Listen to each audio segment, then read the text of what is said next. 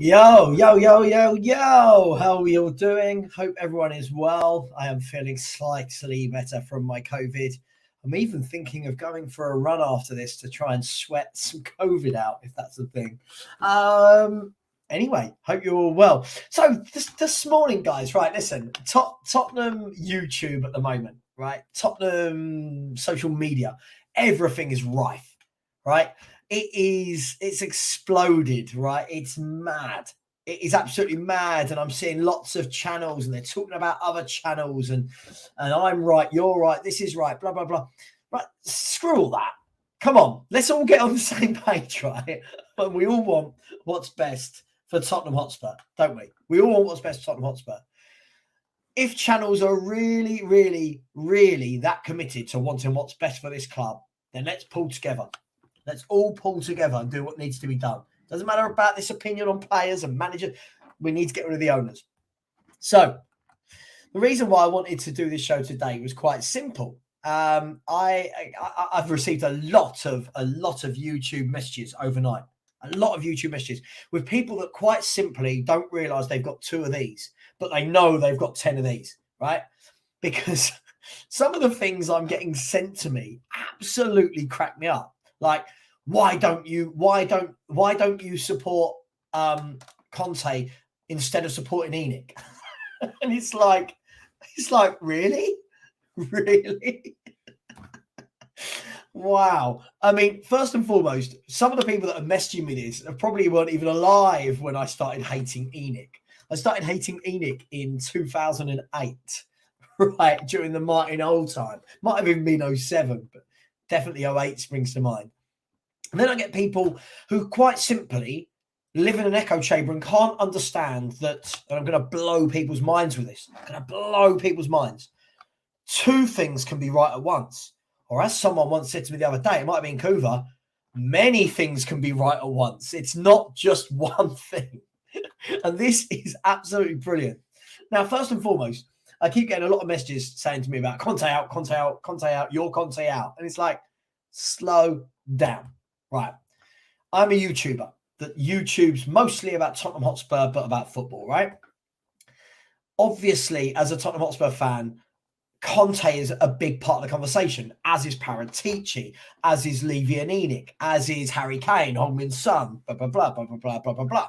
So when I'm asked about Antonio Conte, I'm not going to lie, right? I'm not an active Conte out, Conte out, Conte out. I'm not.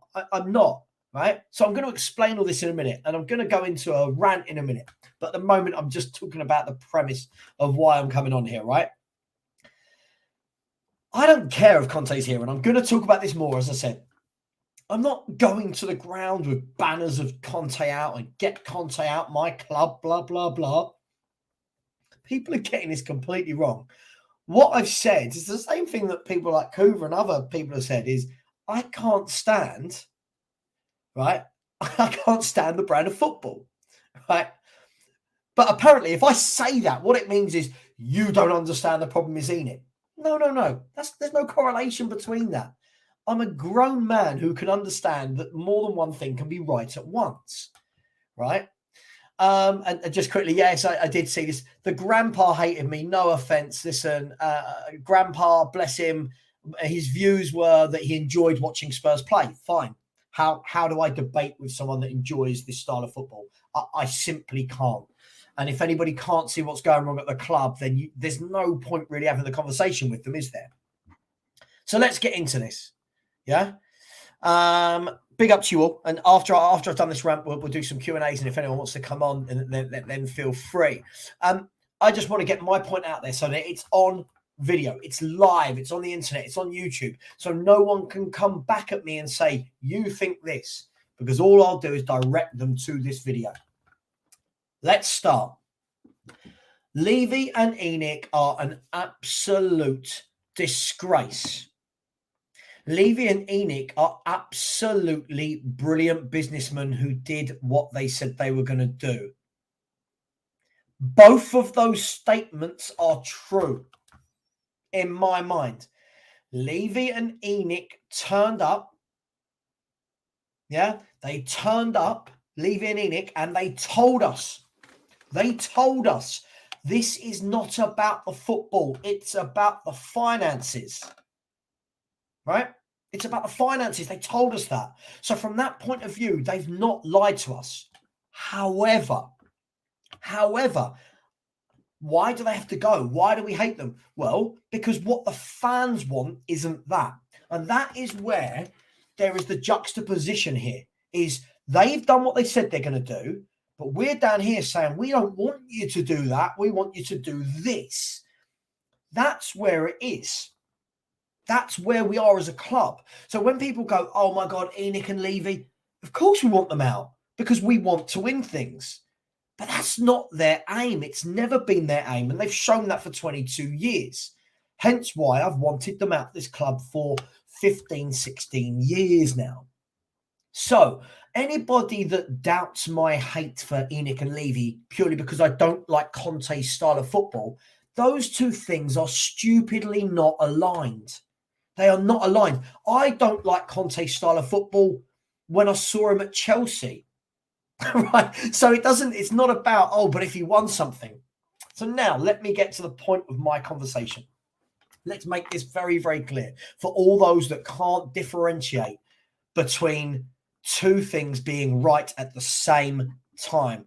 People, you do not live in an echo chamber. You do not have to go onto these YouTube channels that tell you this is the only thing that is wrong with our club. This is the only thing. We're allowed, right, to believe multiple things at once. Let me explain to you.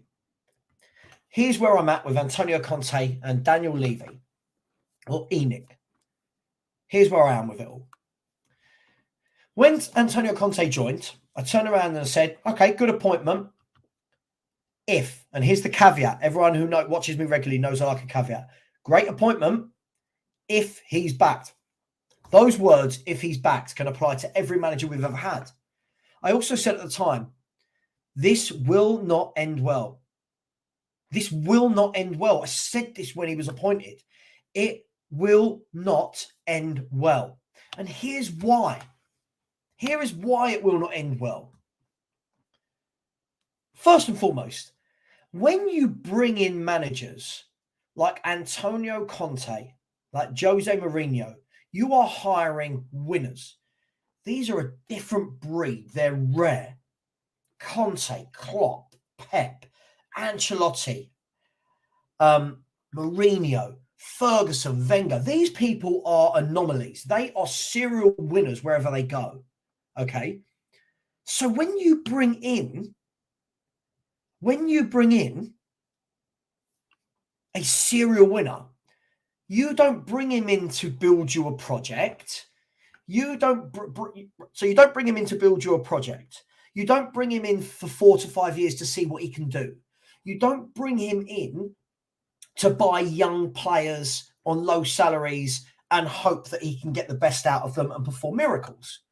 You bring in a proven winner, you give them money.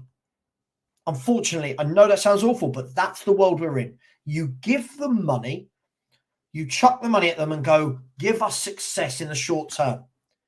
That's what they are. Jose, Conte, when have they ever been anywhere for years and years and years and years? That's not how they operate. Hence why I said at the beginning, this will not work with Antonio Conte. Where Tottenham are and where he is are miles apart. Now, do we want to be together? Of course we do.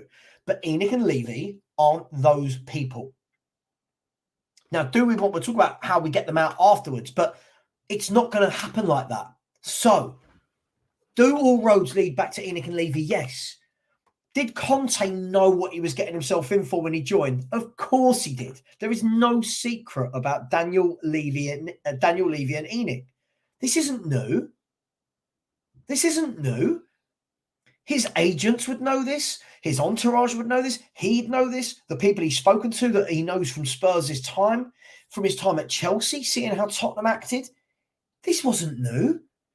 So, as I said at the beginning, this isn't an I told you so, but this is why I'm not sitting here now going, oh my God, Conte didn't work. It's terrible. Because we knew it wouldn't. We knew it wouldn't.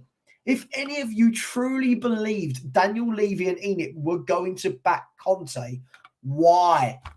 Why did you believe this? They've done the same thing with every manager. But here we are, week in, week out, going, I can't believe they're not backing him. He's got to back him this window. Fans believed it in the summer. Oh my God, we're going to get Bastoni. No, we're not. Oh my God, we're going to get Vardial. No, we're not. Oh my God, we're going to get Maddison. No, we're not. Stop believing it. Now, I'm not telling people to not have dreams. I'm not telling people to not be positive. But when it becomes delusion, yeah, that's where fans like me, fans like Kuva, even fans like Stell, fans like Henry, fans like Brian, we get called negative for spouting the truth. We get called negative. And that's fine. Cool. I can take that. I've been called a lot worse than negative. But we said it at the beginning. And if anything, what made me realise, right? What made me realise that it was never going to work with Conte from day one when he walked in, right? Is we saw what he did with Jose. We've literally seen what he did with Jose Mourinho, a manager with a better CV than Antonio Conte. So why are fans so surprised that it's gone down this route? Why are fans still wondering why he's not been backed? You had Conte and his vision for football. Winning now, top players. This is how I play. Stubborn, I don't move for anybody. Great. Love that. Same as Jose. Love that. Over here, you've got ENIC and Levy making money, buying young players. Their vision is down here. Conte's vision is up here. There's no meeting in the middle. There's no meeting in the middle. So when everyone wants to tell me you're Conte out, you're this, dude, I don't care if Conte's here. I can't be clearer in my message.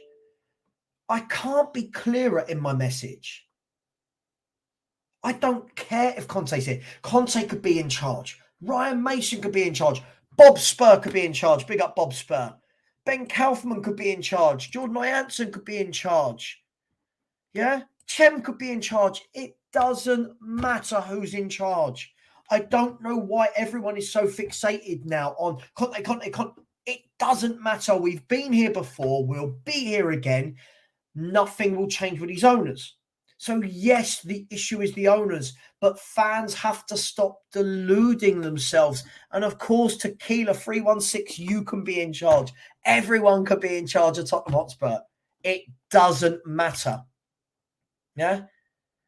As Bob Spur does keep saying, you may as well chuck Mason in charge and let him have a project, let him have a run at it, because these owners aren't going to change. Big yourself up, Bob. Right? All of this, apparently Savva hates Conte, Savva wants Conte out, has all stemmed from the fact that I just don't like his style of football, which is a completely separate issue to the bigger issues at this football club, right? Conte, for me, is no different to any other manager that's been here in the way he's been treated, right? He's no different from that. But because his name's Antonio Conte, people are now all of a sudden... now it's opened people's eyes to ENIC that we knew 15 years ago, right? Let me put it to you like this. This is the analogy I used with Kuva this morning and Phil P. If Phil P's in charge. Phil P, you can't be in charge. I need you to talk too much. Here is... no, Super Tommy 2 I'm not stressed. I just find it funny. I find it funny, right? This is what I said to Kuva and to Phil P earlier. The relationship between Conte and ENIC, said it at the time, I've said it every day since, was a relationship of convenience. Now, people don't want to believe that, but it was a relationship of convenience. You had Antonio Conte that had already rejected us in the summer. You've got to remember that. He'd already rejected us. He wasn't coming to Tottenham. He was without a club, right? He was without a club, and there were no clubs available at the time. And Spurs were offering him, 18, 20 million pound per year. Now, on the other hand, you've got Daniel Levy and ENIC who are in a hole. They're hearing for the first proper time people singing. Yeah, people singing about them out. Get out our club. They're hearing that. Yeah. They'd had the Nuno relationship that had gone horribly wrong. Terrible appointment. So Daniel Levy it might as well be. Daniel Levy and ENIC are in this position when they're sitting here saying to each other, what do? We need to get the fans back on side. Conte needs a job. There's no big jobs available and is being offered £20 million a year. Bring the two together. It's lovely. It's harmonious.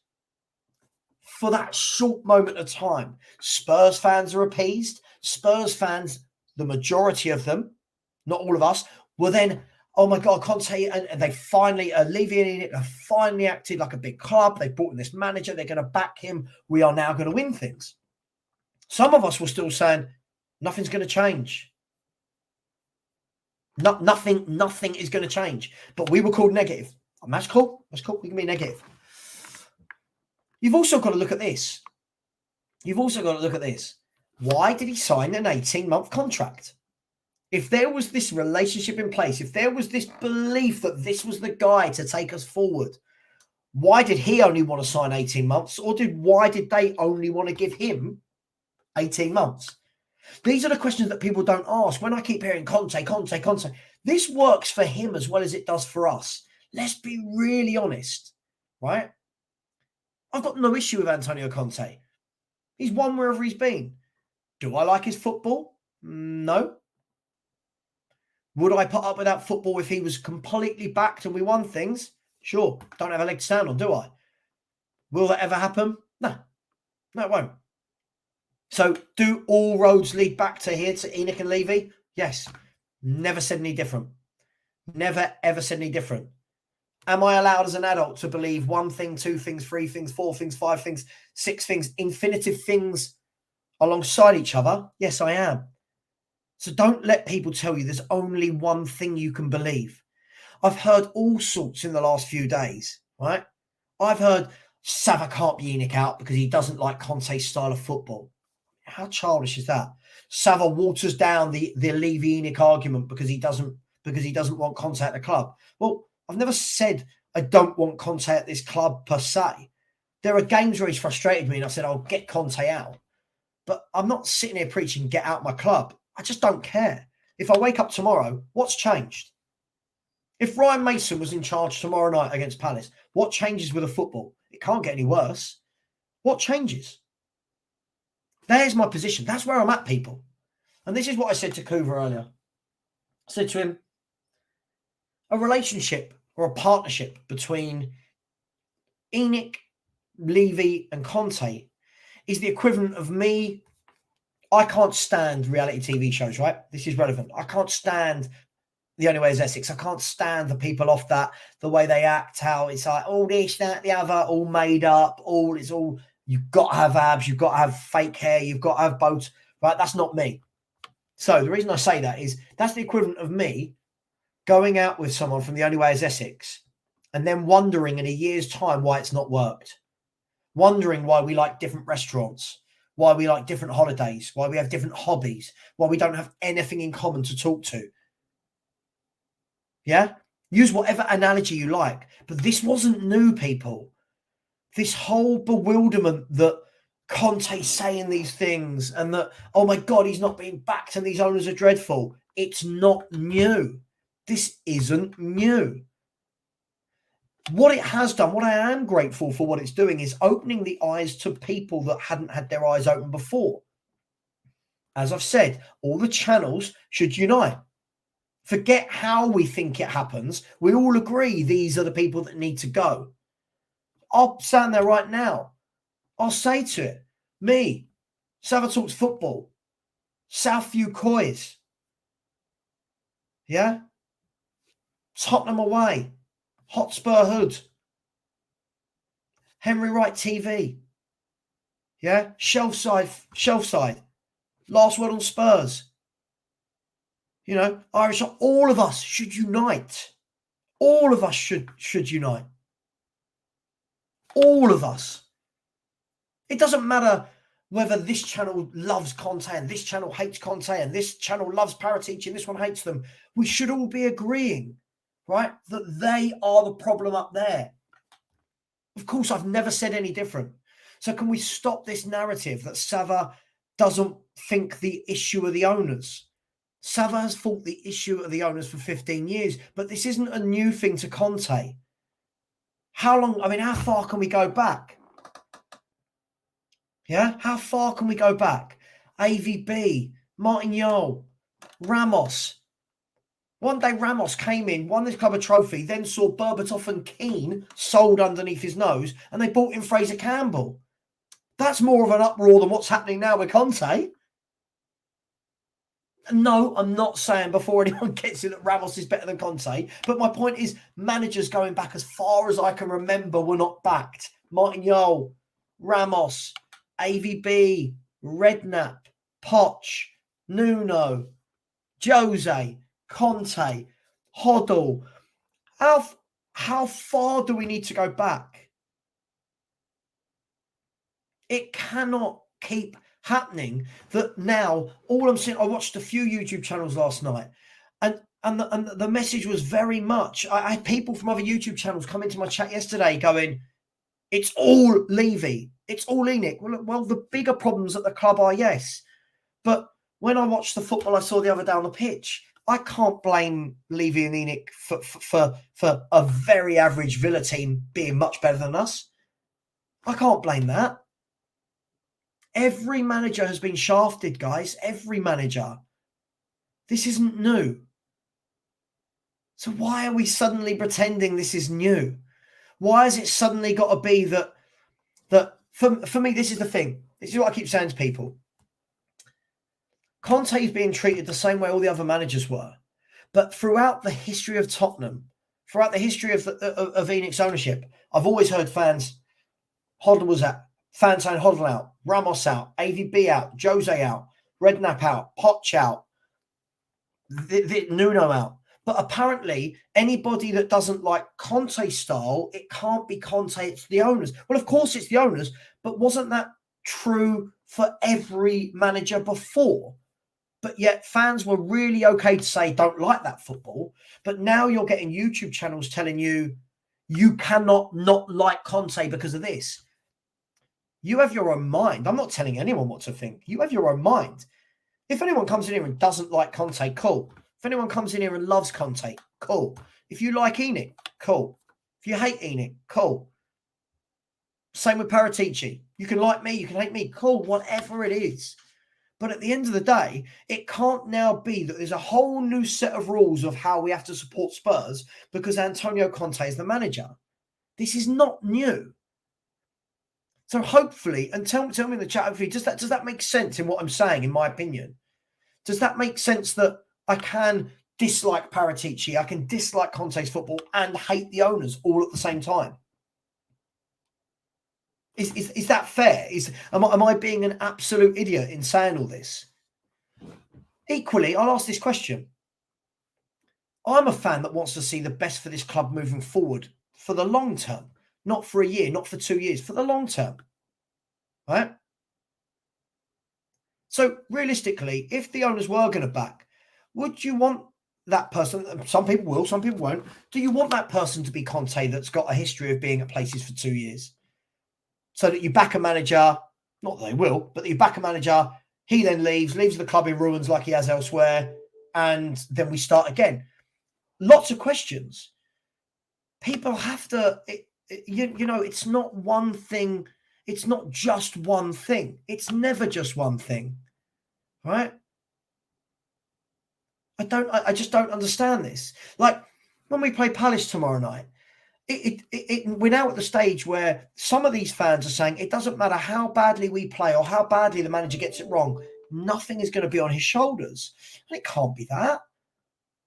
You can apportion blame everywhere. Yeah?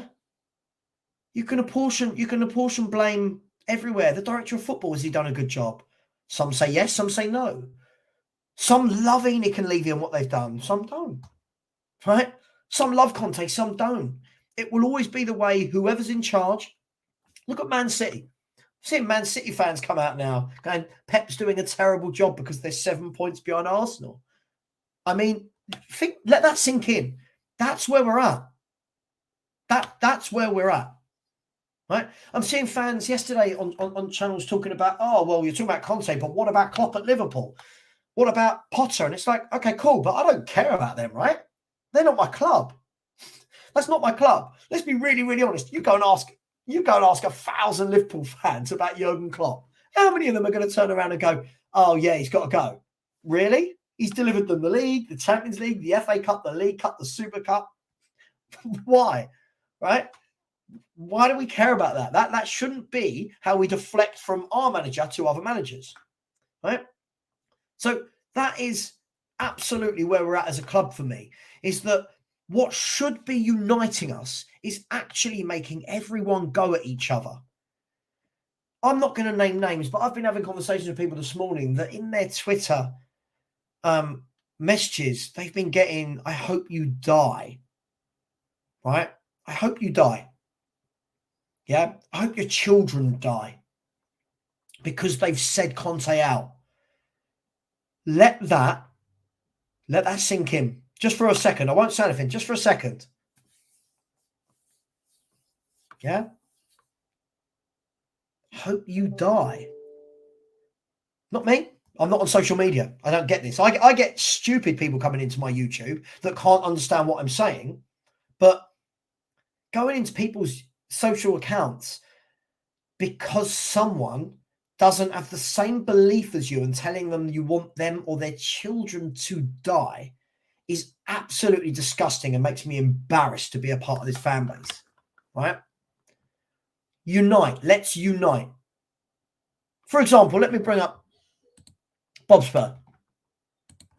Just read that, right? Bob Spur and I agree on the end goal, right? Bob, being serious for 1 second, I know you like a joke, but for 1 second, Bob Spur and I agree on the end goal. Owners out at all costs. All right, we have slightly different opinions as you come a bit further down the pyramid, right? But the end goal is the same. So for me, I will always jump on board. I will protest with Bob Spur. I'll do whatever because I have the same goal as Bob Spur. Everything else down here, we can just debate. That's where I think all the YouTube channels need to be. And I can't tell them what to do. And I'm not. I'm just suggesting. That's where I think we need to be. I think we need to unite. I think as a fan base, we need to unite. And if we truly want change, right? If we truly want to see these owners gone and owners backing managers like Antonio Conte and Poch and Jose Mourinho and AV and whoever it is, then unite. Yeah? That's what we've got to do. But again, Peter Summers, when you're saying you don't get blaming Conte for anything, that's fine. But for me, every other manager has been through the same as Antonio Conte. And they've all been blamed for this bad football, that bad football, this tactic, that substitution. So why doesn't Conte have to take any? He's no different. He's no different. Yes, John, ENIC do have to go. Enough is enough. Right? I mean, Emmanuel, I suppose when we talk about this, again, this is an interesting conversation. When we're saying entirely, great word, thank you for bringing that up, Emmanuel. When we say ENIC and Levy are the devil, cool, okay, and I've said it. For what? For what? Let's. For what? They're the devil because we've not won anything. Sure. If that's the only remit, then they're the devil. But the fact that they came in and told us what they were going to do, the fact that fans up until now haven't got this into their heads, the fact that fans only now in the last couple of weeks, month, are suddenly all rising to being ENIC out. What does that tell you? It tells you that people were happy for a very long time. Not me. I'm not saying everyone. I'm not saying they should have been. They shouldn't have been. I'm not telling anybody what to think here. Right? I mean, again, look at how disgusting this is. Somebody tweeting Bob saying they want his 17-year-old to bite the dust the way his dad did. Now, it's great that Bob has got a sense of humour It's great that Bob is man enough to push that to the side, but it's silly, right? Now, here's one I want to get. Mark, this is what I don't get. First of all, let's get this right. I keep seeing people say 14 managers, it's 12. But you're diluting the ENIC out message. We have to learn from blaming managers all the time. But Mark, see, this is the thing. You are one of the people I'm talking about that apparently cannot realise there's more than one thing. Me wanting ENIC and Levy out has nothing to do with me not liking Antonio Conte's style of football. They are two very different things, right? So if what we're saying is Antonio Conte is the one manager out of all the 12 managers that now we can't say anything bad about because ENIC, who have been here the whole time, are the devil. Think about that. Let that sink in, Mark, right? It's not diluting the message. What's diluting the ENIC out message is the people that have supported them for 15 years, is the people that spend money week in, week out at the bar, buying sausage rolls, in the club shop, yeah, merchandise, yeah? That dilutes the message, not me not liking Antonio Conte's style of football. Otherwise, do I have to like everyone's style of football? Let me ask you this question before I move on, Mark. I'm not picking you at all. I think we get on. But when people were calling for Jose Mourinho out, which they were in their thousands, was that diluting the ENIC out message? Or is it only, this only applies to Antonio Conte? And this is where I'm at with it. This is where I'm at with it. Here's some bluff. Said Conte's a great manager. I just wish he played more attacking style. And this is what it boils down to. Here's some bluff hoggies. Great name, by the way. This is what it boils down to. Conte has done great things at clubs, for sure. For sure. But I'm with you. I wish he would play a more attacking style of football as well. And that comes down to personal preference, doesn't it? That is personal preference. No YouTube channel out there, no person out there, my brothers, my wife, no one can tell me, you must like this style. No one. Yeah, that doesn't mean I want ENIC out any less. And that is why I cannot understand people that cannot understand that. Two or more things can be true at once. Derek, this is where I'm at. For anyone who wants to know my overall thoughts, this is where I'm at. I want the whole lot of them out. I think it's tainted now. It's dirty. I want the owners out, the director of football out. I want the manager out. I mean, in a clean sweep. I'm not saying Conte out. In a clean sweep. I want them all out. I want the head of the academy out, head of scouting out, scouts out. This is my dream. Before you all tell me, I know this isn't reality, but this is my dream for Tottenham Hotspur right now. And bear with me. I want new owners to join and clean out the entire decks. A bit like what Chelsea are doing, right? But doesn't have to be with that much money. Clean out the entire decks, right? New owners come in and in their first week, hire a technical director of football, hire a manager, hire a chief scout, hire a head of academy that are all on the same page. We're starting fresh. We're all on the same page. There can be no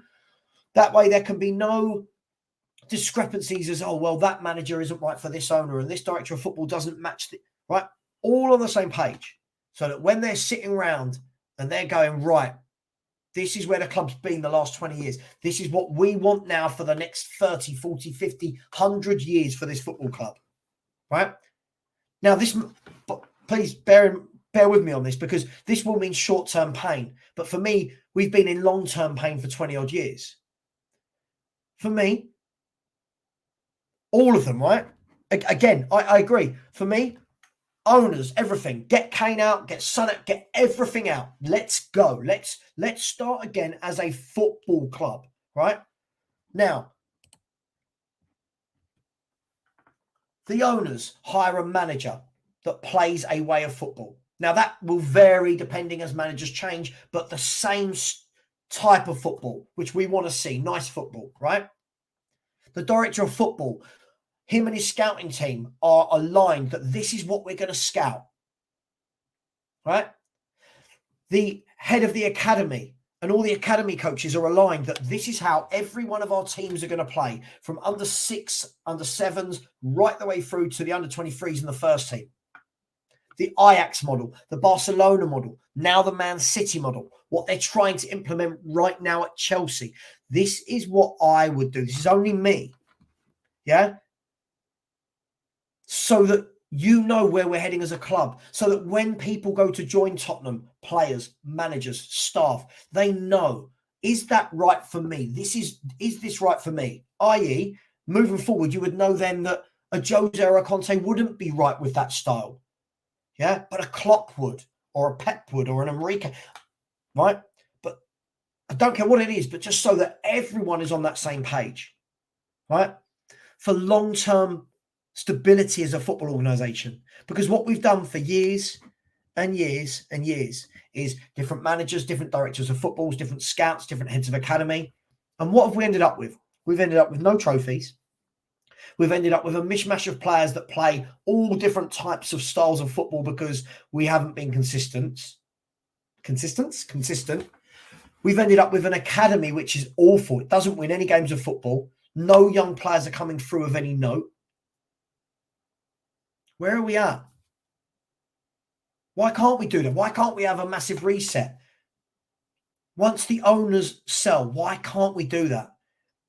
Fans want instant success. It's not coming. Instant success isn't a thing in football anymore unless you chuck hundreds and hundreds and hundreds at it. Even then, it's not instant because Man City are up there, Liverpool are up there, Chelsea are up there, Arsenal, Newcastle, Man United are spending. But again, this is what you get. Kane and Son are your main weapon. I'm talking about in the next few years, my friend. This isn't something that's going to happen this window. I'm talking about in the next few years, right? At the end of the day, the whole club needs to change. This is the whole club. The whole club. And a rebuild of the club is different to a rebuild that fans talk about. And I'll tell you what I mean. I keep hearing rebuild. We need a rebuild. From what? I keep hearing this. Poch wanted a painful rebuild. From what? No, Poch wanted a painful build. A build. We're not rebuilding from anything. Right? That's where I am. If people can't understand my views of the club, if people can't understand what I want is for the long-term good of this football club and not solely centered around Antonio Conte, then I'm sorry. If people don't like that, I'm sorry. Yeah? But people are thinking so short-term, just chuck hundreds of millions at Conte. Yeah, cool. Not going to happen. Not going to happen. If you think it's going to happen, you're deluded. I'll say that right now. That's not an opinion. If you think that's going to happen, you're factually wrong. Even when we spend 150 million, it's on 7-8 players. What are you hoping to do with that? But then what I love about what we do as a club is we then belittle every other club that's trying. I'm seeing fans right now. I saw fans yesterday, I'm not going to say which channel, belittling Chelsea for throwing 100 million at Enzo Fernandez. Why would we belittle that? Fair play. If you're going out there and you're chucking money at players, they're going to come good eventually. If it doesn't work, they'll get rid of him. I just feel I've never seen a fan base so fractured on so many different pages. I don't know where we go from here, to be honest. So I wanted to put that out there. I can see what's going to happen, right? I can see what's going to happen. We win tomorrow night. Everything's fine with the fan base. We lose, and it's ENIC and Levy again. It's not ENIC and Levy again. It's ENIC and Levy. It's been that for years. It's not now. Shouldn't need us to lose at Crystal Palace for it to be ENIC and Levy again. We should know this. Twisted Complex said, sorry, thank you for everyone for listening to my rant. I just had to get out there because I hate being portrayed by other channels as to what I'm not. I hate people thinking they know my view on it because they've seen one clip of me saying, yeah, I don't care if Conte's here or not. There's so much that goes into the background. I genuinely don't think Conte is a build type manager. People say to me, give him 4, 5, 6 years with windows. That's not him, is it? That's not him. Come on. Twisted Complex said it's got to the point where we've been so poorly managed by ENIC that even players like Kane and Son have become stale and lost their resale value. Right. This is where we are. This is where we are. People like Kane and Son. I mean, as I said, we've wasted the opportunity to win things with these two. We've wasted it. But you suggest, Twisted Complex, I'll tell you what, you suggest to anyone selling Kane, selling Son, because you'll get more money from him because of the contract, selling Son for 100, 150 million and building, wow, people go mad. People would lose their mind at that. Get your comments in. Get your comments in. My rant is over, but I just genuinely felt that I had to put my point out there so that, please, when you're in other chats, when you're not there to defend me or whatever, and you see people going, Savva said this, Savva said that, you now know how I feel. Everyone's tried to make it that I'm so personal against Conte when I've just explained the whole thing is a shambles. Me talking about the manager is different to me talking about the owners, different to me talking about Paratici, to talking about the youth teams, talking about the stadium, different subjects. So it doesn't water down any ENIC and Levy out. I'll be at any protests which I know are being organised now, and I'll keep you up to date when I know more. Foggy Foamer said 100% Savva, we need something fresh. It's no longer exciting at Spurs. Now need to start planning life after Son and Kane. Agreed. But if you have that conversation, fans go mad. We've said it for years. This is inevitable. We can't have Son and Kane forever. We're now seeing them. They both don't look right. Kane scored a lot of goals, but he doesn't look right. Son looks completely unrecognisable. Son looks like a player that if we had signed this player in the window, fans would be saying, why on earth have we signed this kid? Because he looks that bad. Kane just looks disinterested. Kane hasn't got that same energy around him. He hasn't got that same vigour when playing. I mean, it took 19, 20 minutes for him to get a first touch against Villa. That's where we're at. HMQ said Kane's the key. Send him to Bayern and we can hold the line around fourth under ENIC if they refuse to go. I mean, for me, I don't care about fourth. Let's talk about that. Why are we all so worried about fourth? Can anyone in the chat come on? I'll even put the link up. Can anyone come on? And what I want you to tell me, and please don't be if I give you a point and then get you out, please don't be offended. But please, can someone come on and tell me? Every time we talk, it's about fourth. What's it matter? Under these owners, what does fourth do for you as a fan? It makes them more money. It doesn't do anything for you as a fan. We still go and have crap transfer windows. I'll put the link in the chat. I won't get everyone on at once, but if anyone does want to come in, please make your point, and then I will politely ask you to leave. Sorry, Mark Woodland said, Sav, isn't that what Poch invented when he came? I think he did before, all went shit. Agreed. But the problem for me with Poch was not really his fault. It just all went stale and he had to go. But again, on the owners. This is what I mean, Mark. This is not purely on I'm not saying it's purely on Conte or purely on Poch, but that's where we are as a club. Falsehood. Conte built Inter when they were in the mud and Juve too. Conte built. Can you do me a favour? Show me the squad Conte took over at Inter. Show me the squad he took over at Inter, and then we'll talk. That's all I'm going to say. Let's have a look. Okay. So Antonio Conte. How long was he at Inter for? Antonio Conte. Right. According to Wikipedia. Yeah, right. We don't need that. Right. So Antonio Conte built like he needs to at Tottenham. He was at Inter Milan. Yeah. He was at Inter Milan for 2 years. He built, did he?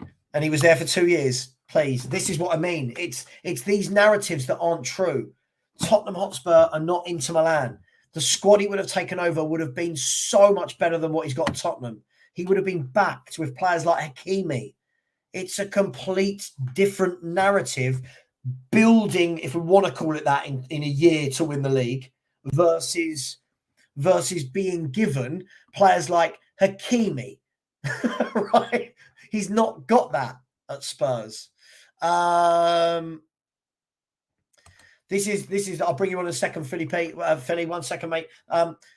Agreed. Top teams refresh and top players leave. Agreed. But Twisted Complex, for years, Spurs fans can't get their head around it. We can't. For me, I think you sell. For me now, even if you had to sell Kane and Son, start building something. Yeah? Get a manager in that isn't needing to be backed right now, because it's not what we're going to do. Sell these players and build. Whether that means loads of kids coming in. At least we then know what the plan is for the club. Phil, my man. How you doing, Savva?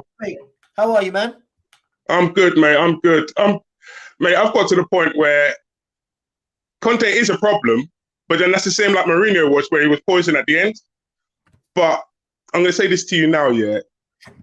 He's a smokescreen, mate, to ENIC. And he always was. He just allows them to charge the fans whatever they like. Mm-hmm. And basically, that's what he's there for. He's a shield.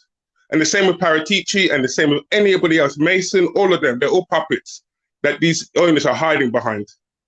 Now, removing Conte and Conte walking is the best thing you could do, because it'll push them into the limelight, which is needed. Because these guys have to go. They are bad owners, man. £88 to watch us defend against Marseille was disgusting, blood. I watched the game and I was like, yo, I would pay. How are you charging more than Liverpool, City, teams that are going for the league and winning titles and that? And Tottenham fans are paying more than them to watch that. That's disgusting, guy. Absolutely. And this is why, Phil, I think you've known me long enough now to know that I hate the owners. Hate the owners. But with a passion. You understand what I'm saying, right? That more than one thing can be true at once. And just because I hate the owners doesn't mean I have to enjoy Antonio Conte's style. Conte was never going to work with us because we don't buy the players, that Conte needs to do his system. In the summer, I came on your show and I said to you, I'm waiting for the Lukaku deal. I meant the £70 million deal, mate. That's what I meant. And I said it out there right before anybody else. I said it to them. I said, look, we're not going to back Conte the way he needs to be backed. Right. So there's no point in Conte being here. We needed a project manager, and everything about ENIC's behaviour, spills it out. Jed Spence is not a Conte signing. He is a Pochettino signing. So Pochettino was always in the background. Phil, I agree with you. This has been, forget the sound bites that I might have said once of Conte out, right? That was angry after a game. Forget me saying I don't care if he's here or not. But this is what I've said since day one. There's no point him being here. I said to you one time, I go, it's like the Emperor's New Clothes. What will happen, is that the veil be released, and you'll see it for what it is and exactly what's happened. And it is palpable, mate. It's from the top and it goes all the way down. And while we as fans here, all we want to do is see our team successful. We want to see our team try. That's all you can ask for as a fan. And a lot of these shows, there's a lot of sheep on there where they told you to believe one thing, but it's a myriad of different problems. Conte is a problem, that caused by ENIC because of desperation. They wanted someone they could hide behind.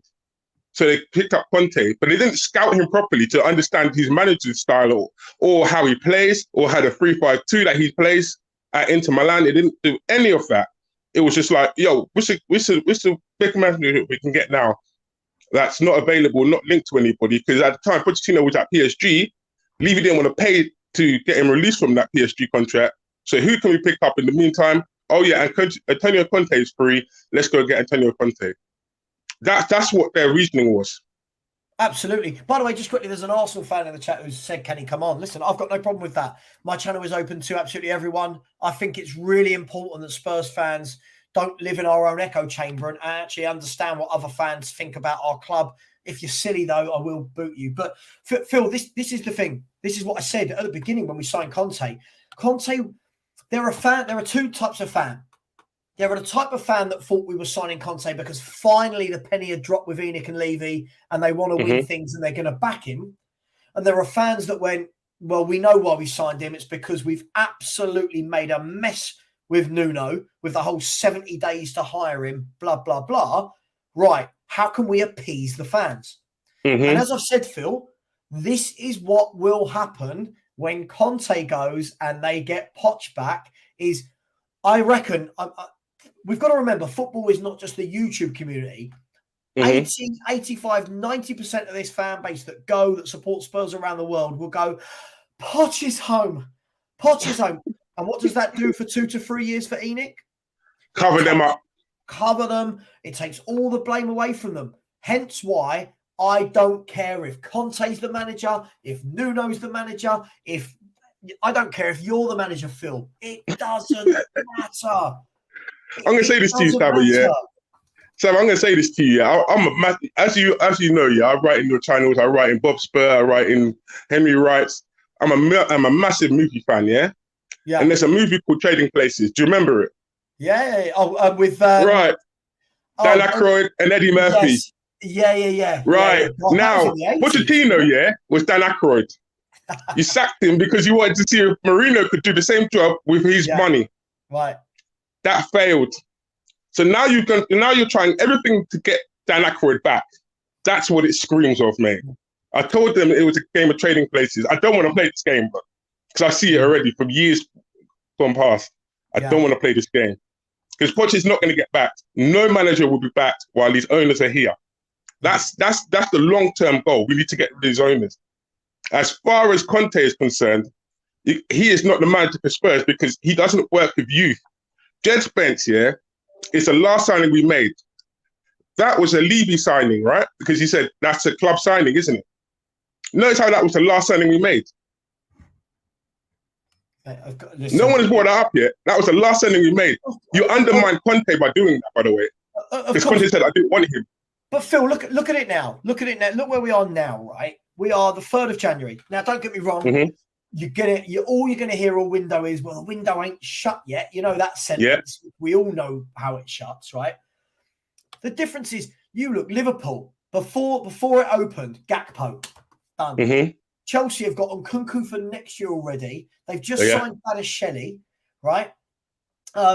Arsenal have just upped their bid today to 50 million plus 20 million in add-ons for Mudryk. Right? Man United in the summer went, right, 5 players are coming in. All 5 went straight into the 11. Anthony, Ericsson, Casemiro, Malacia, and Martinez, right? These clubs go out, they're ready for the transfer window, bish, bash, bosh, done. We're sitting there now going, oh, we need young players, maybe a loan. It's like, what? So I'm going to give this to you, yeah. This is to any Spurs fan right now out there. West Ham outdid us in the transfer market because they showed ambition. They got that Morocco defender from the World Cup. Remember him? Very good player. Right. They bought Paqueta, right? When they're in the Europa Conference League, they're buying Europa League players.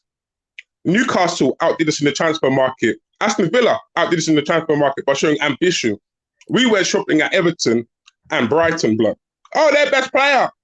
Brother, I would rather have a Man City reject here, knowing the levels that he's got to, than to have Brighton's best player or Everton's best player, because they're not our level, blood.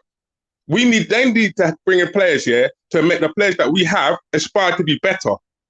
And that's only by bringing better players in. This is why I called for Milenkovic-Savic in the summer, because I knew that the midfield would then rise up to his level and then we'd be able to compete. I always say to people, we don't compete because we're shopping beneath ourselves. It's like we're getting told Harrods prices for as the goods. And then when the fans happy clap that, oh, well done, Mr. Levy, you done well. Exactly. This is ours. Sorry, pardon. I don't mean to swear, but you know what I mean? You gassed it.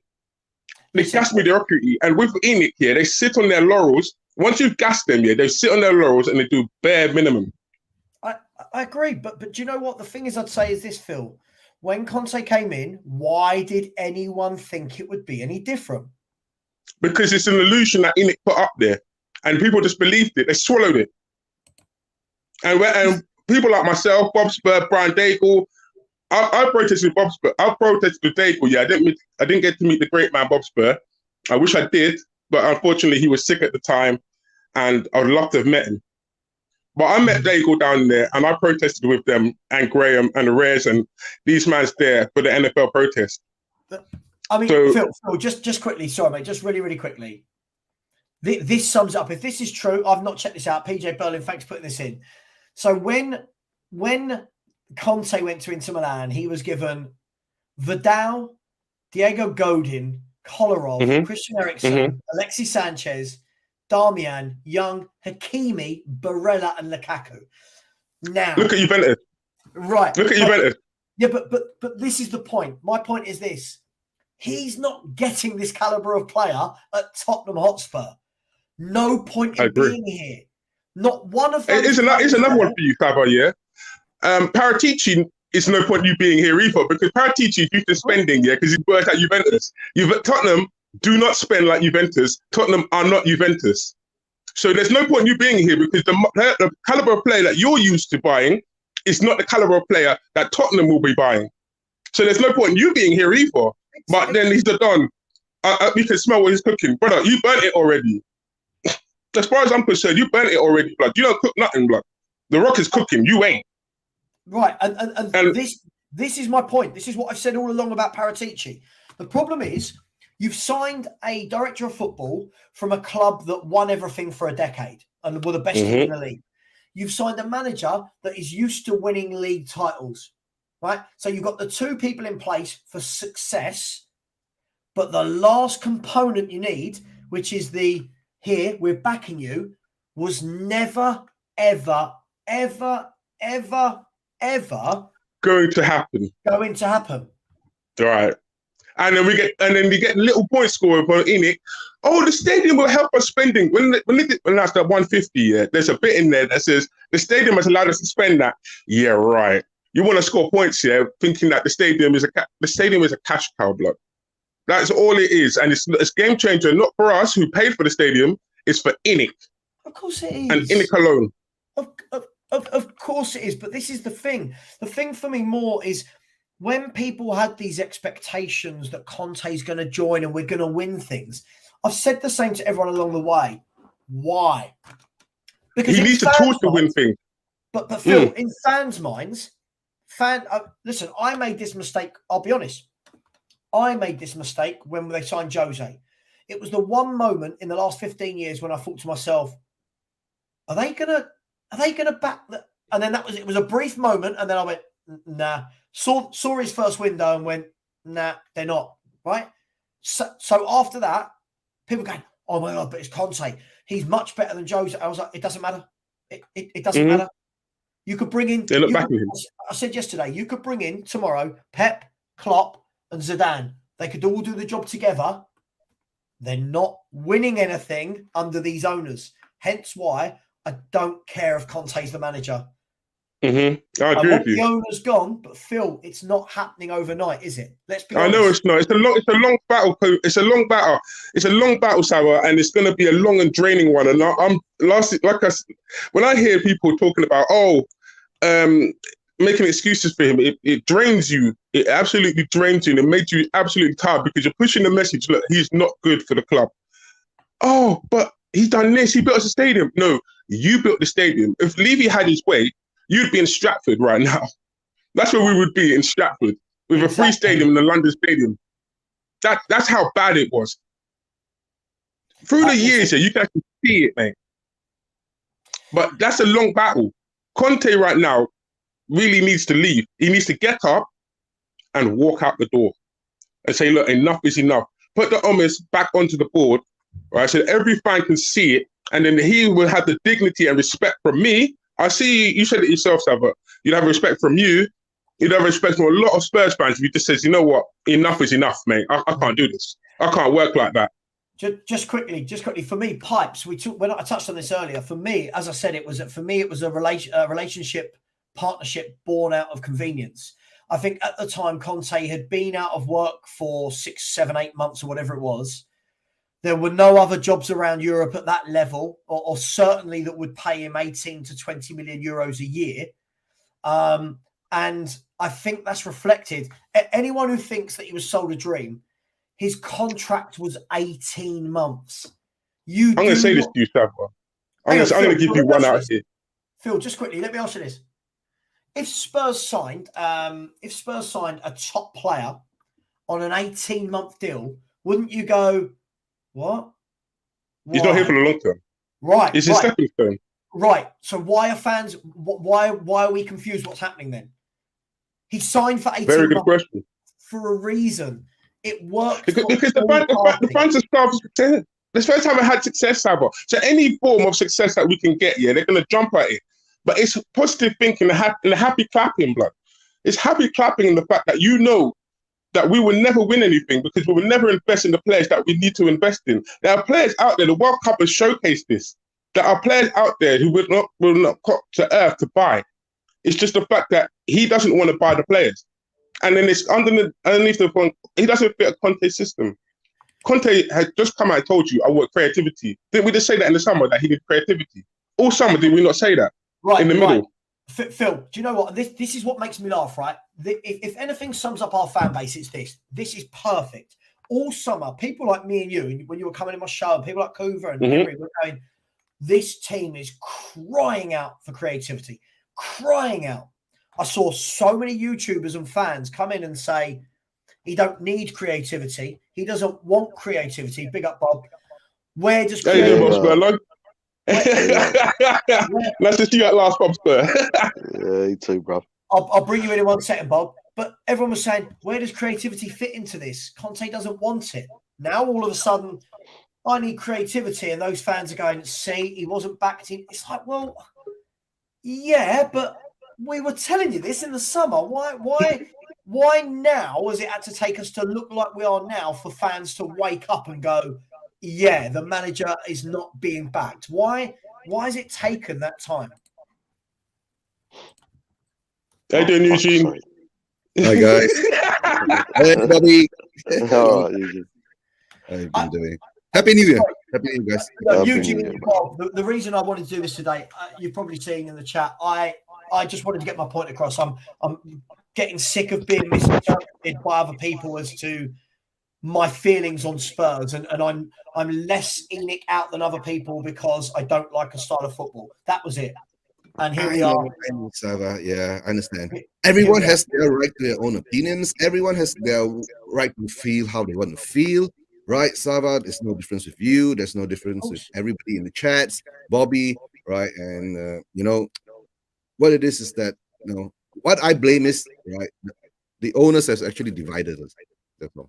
I blame it on the owners, right? They put this big divide into the fan base. They have divided and conquered us for so many years, and most of us have got Stockholm syndrome. So it is what it is, right? And actually, I just came on to say hi to all you guys, right? And just be shamelessly promoting my channel later. I'll be doing a show very soon. Get off! I'm not here to promote you. Yeah. No. I'll be doing a show very soon. Yeah, but go and subscribe to Spursuasion if you can, and to Bob Spur. Go and subscribe to these people. Yeah, but Bobby, how you been doing? Everything good? All good, man. All good. Yeah, fucking. I wish I was back in a coma with some of the performances of late, but it's one of those, isn't it? I think what it is. I think. Well, first of all, big up, Phil, man. Thanks for your support as always. It's always round and about, man. Respect you, Spur, man. Yeah, big up, mate. Really appreciate it. And yeah. Thanks for going down to a couple of protests with my brother Daigle as well. Big up to that. I think. Hey, listen, me and Sav. I think you mentioned it earlier, Sav. We're singing from the same hymn sheet. Well, certainly same end game. Anyway, both won ENIC out. You're able to, and I've said this on many streams, not just my stream. You're able to differentiate it and a lot more than what I can. I refuse to, and that's my own personal. My hate for ENIC is a lot more than my hate for the football right now, and that that stems from 22 years of consistent bullshit. Yeah. So what for me, and in hindsight, I look back and I think I wish Conte had made these noises and left in the summer. I really do, because the outpour that would have been if Conte had done right. I've got a fourth with these average-looking bunch. I've taken the advantage of a very shit league this season and managed to get us into top four. I've spoken to them about the ambition, and their ambition doesn't match mine. See you later. The uproar within the Spurs fan base would have been absolute. And there are people out there who will see it right now. There's this, that. Bob. Like, look at this comment. This is why when I say to everyone, ENIC and Levy are going nowhere anytime soon, it's because there are so many in the fan base that still talk about a Champions League final nearly 5 years ago that we didn't really turn up to. Chelsea, Man United, Arsenal, Liverpool. If they lose a final, I don't ever hear their fans mention it. Just question Can I say something to you about this one as well? Robin. Right, Liverpool, won that Champions League final. Do you see them mentioning it at all? Because they've already moved on, mate. No. That's a big club there. They've moved on from the next one and gone to the next final. And why are Tottenham fans still banging on about that? Exactly. And fans like this, we're talking about Champions League final. We're talking about Champions League final. What have we done? Okay, big up Champions League final. We're sitting in fucking 5th place, struggling to score goals against a Villa side who were threatened with relegation. Or last few seasons, they've managed to get a manager sacked. We're not progressing. And the reason why I said I wish Conte had gone in the summer is because now there is that jizz fest that's going to cloud over maybe a Poch coming back over the bigger picture, man. The bigger picture. The shit football has given ammunition to the people who don't want to look at the bigger picture. And I know what you're saying, Savva, and I said this constantly. I understand you. I want good football. I can't look at that and say, wicked, man. I come from an era of go on. Let me just say this. I can. By the way, the sentence you said, I'm so online with that. Yeah. The main concern I have at Tottenham Hotspur is not the style of play. It's just I don't like it, right? And this is where people aren't allowed 2 things at once. My main concern at Tottenham, which, as you know, since you've known me, which anyone who's known me in my personal life, has been for 15 years to get the owners out. Me not liking a style of play is a conversation over here that I'm able to have, separated from I hate the owners. My main concern is this, and I said this to you yesterday, Eugene, just said it to you, Phil, I said it to you, Bob, you know this. I just don't understand what difference it makes him being here. Well, I'm going to give this to you, Savva, Italian football, you can ask Iggy this, and anyone who's watching Italian football, it's built off defence. Defence, is the first thing. Now, if you've got a solid foundation, which is your defence, then your team can push forward. Now, we can't push forward with the likes of Eric Dyer, who's out of position. Yep. That's a no-go. We can't push forward there with Ben Davies in there because they're going to be quite out of position. Romero's the only competent one we can play in there. Now, we need to get central defenders. That's not been the first window last season. It's not been the second window. This is about 3 summers we've been told we're going to work on the defence. You have not worked on the defence at all. It's always been makeshift. Let's bring a long lay in for 6 months or a year. Go and buy Bastoni. Inter Milan, are in financial trouble. Sunning Group have no money. That's fact. If you put down £60 million here, they will sell Bastoni. Don't tell me you tried when £60 million would have got you Bastoni. Put your money where your mouth is. Don't tell me nothing. Put your money where your mouth is for once in your life. 22 years you told me we're going to do this, we're going to do that. You're not going to do nothing, bro. That's what I've worked out. You're not going to do nothing. Let me ask all 3 of you. Let me ask all 3 of you, quite simply. Did anyone truly believe when Conte came in that it was going to be different and that finally the penny would drop with ENIC and we would back him? Oh, sorry, Savva. I need to look for that pig, mate. Sorry. Oh no, sorry, right. No pig. No. All right. So hence why I'm not as... For me, this isn't about Antonio Conte. I know a lot of people are making it Conte. This isn't about Antonio Conte for me. This is about... I learnt my lesson with Jose, as I said. When he bought Jose, I thought to myself, as I said, it was a brief moment. I was knocked back to reality very quickly. Oh my God, he's going to back him. No, he's not. Hence why I saw the 18-month contract for Conte and I thought, really? Are we too blind to see what he is doing? He's a very clever man, Bob, isn't he? Leaving? Yeah, I think also, Sav, as a football fan, as a Spurs fan, when you've been starved of any success, when you see a factual, a statistically granted, a definitive winner coming in charge, And Levy, like you say, they played it right, man. And They some did. people did go, whoa. The only reason this manager's come in is because he knows he's going to be. Otherwise, there's no point of getting him in. Levy played us. Lenik played us, man, and we fell for it again. After 22 years, you think, nah. You know, and another thing, I keep on hearing about this shittiness on our players. Emerson Royale shit. Yes, Davis isn't all that. We know that, man. Dyer. Fucking hell, it's not Dyer's fault. He's still out.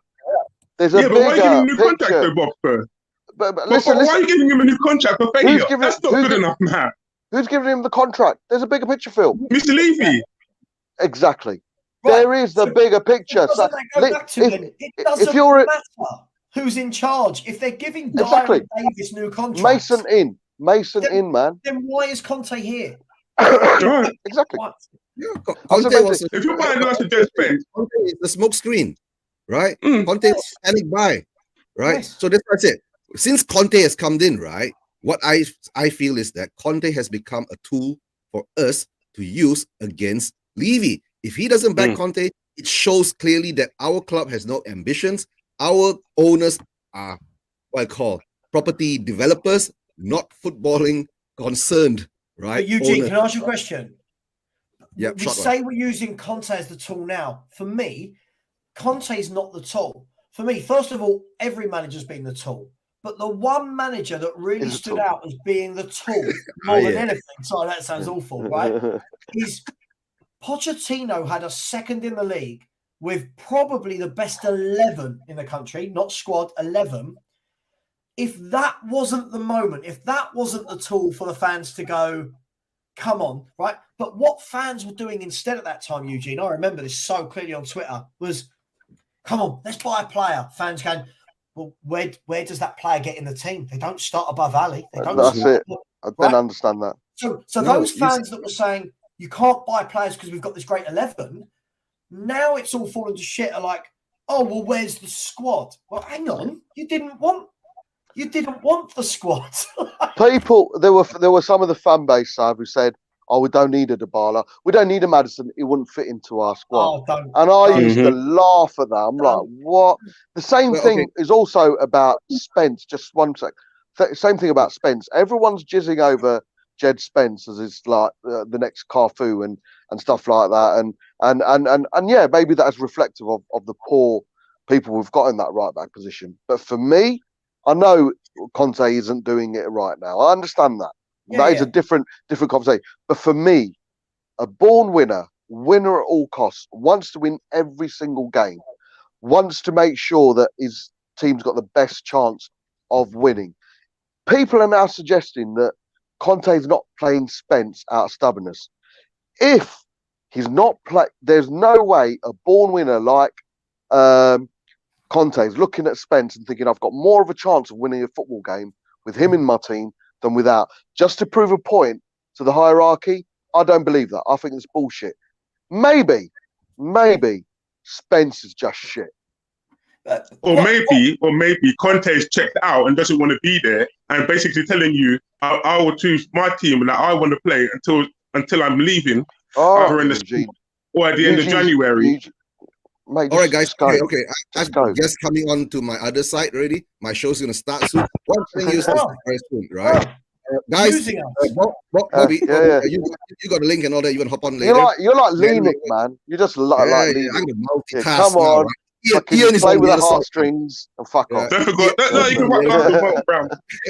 And Savva, if you want to hop on my show, get the link from Bobby. Okay, guys.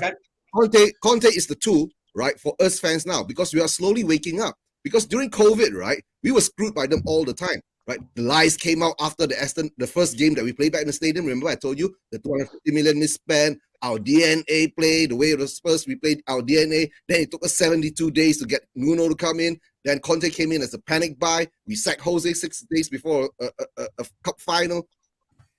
The fans are waking up, and Conte, we should use him as a tool to get Levy out. I'm going to say this one more time. Conte walk, and as always, Levy out. See you guys later, man. I have to go to the next Big up. Okay, bye-bye. All right, take care. And don't forget, guys, all the guys in the chats want to hop on the Spursration and join us with Bobby or maybe Savva later. And I've got a West Ham fan joining me too. Shameless, Sometimes I get- shameless, man, shameless. I'm shameless. Unbelievable. Honestly, Okay, I'm in the middle of take care. streaming.